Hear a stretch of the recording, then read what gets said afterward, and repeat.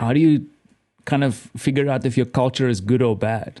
Because remember, some of us have to instill this culture.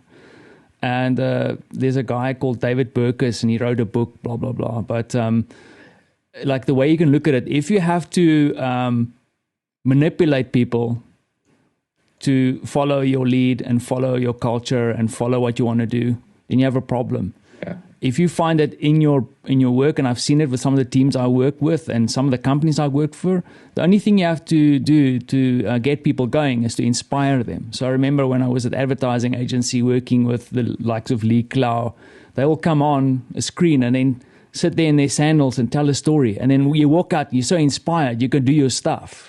But then in some companies where I've worked, it's like the CEO or whatever has to manipulate people to do things. So I think it's a nice like little test if you're not sure where your culture is in your organization or even in your team for yourself, because sometimes we're the guys who screw up.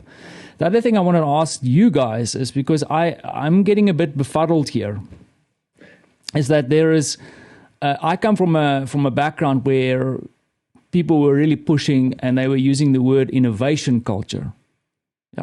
We have to instill a culture of innovation in the organization. And at the moment in the panel, we're talking about a culture of entrepreneurship and then a culture of innovation. What is the difference?